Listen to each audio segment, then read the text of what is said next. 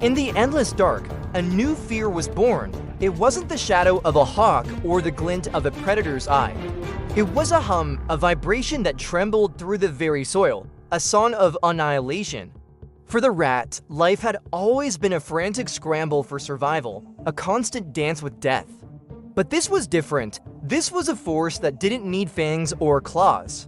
The rat, a creature of instinct and resilience, had learned to adapt. Over generations, its ancestors had burrowed through earth rich with strange, resilient minerals. Dustings of these elements had settled into their fur, worked their way into their skin, and over time, fused with their very being.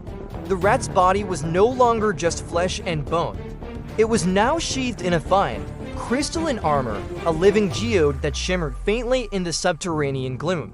This armor wasn't just for show. It was a shield, a testament to its lineage's struggle, a coat of arms forged in the crucible of the deep earth. Every scratch, every chip told a story of a narrow escape, a battle won against the crushing weight of the world above. One day, the hum intensified.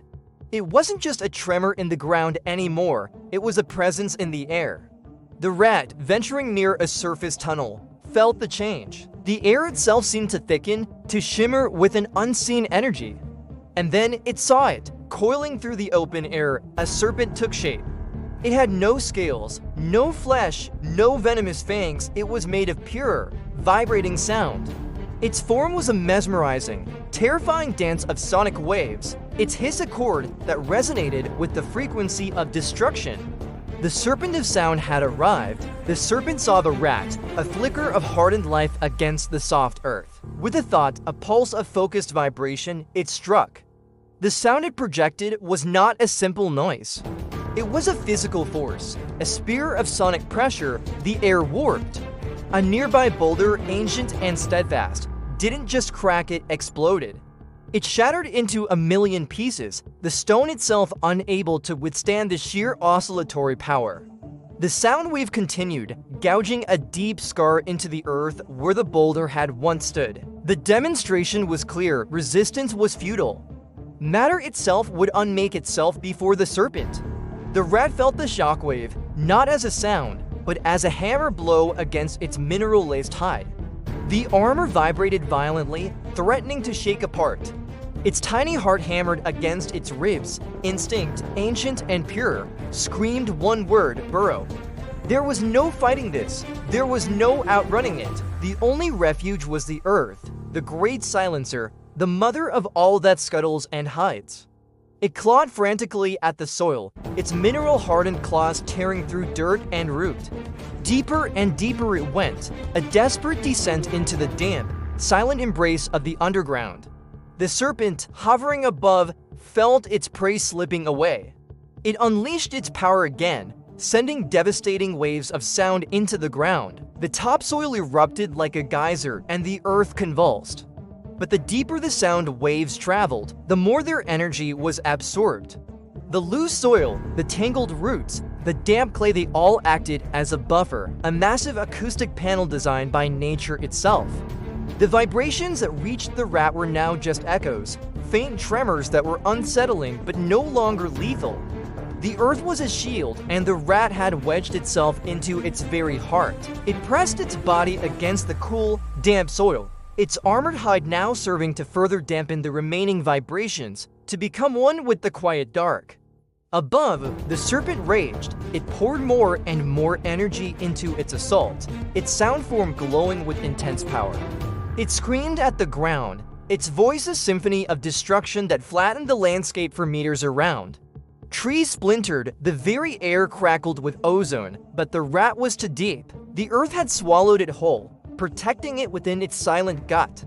The serpent had no physical body to dig, no claws to tear the world apart. Its only weapon was sound, and its weapon had been neutralized. For what felt like an eternity, the sonic bombardment continued. The rat remained perfectly still, a statue of petrified fear and patience.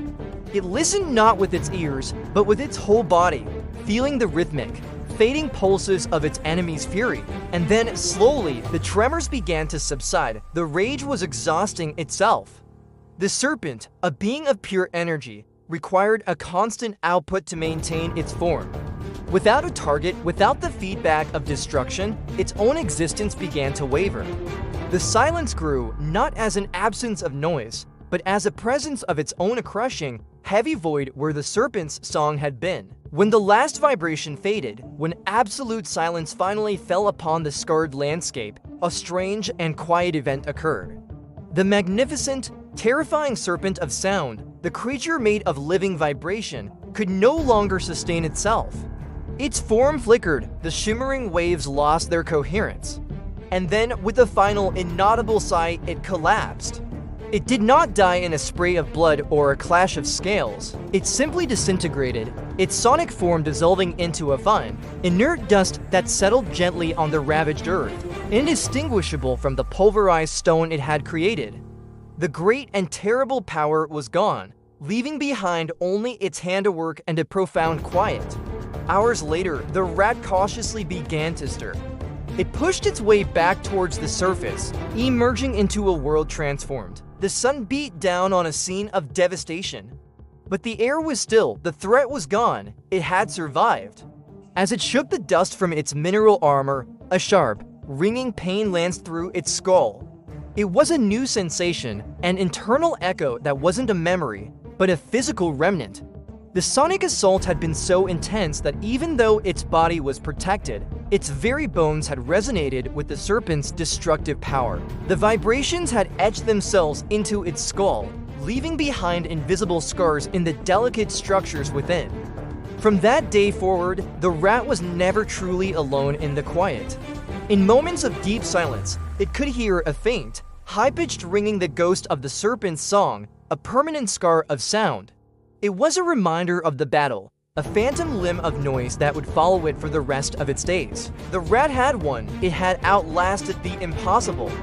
But victory came with a price. It now carried the echo of its enemy within its own head, a permanent testament to the day that sound itself declared war, and the earth provided a shield.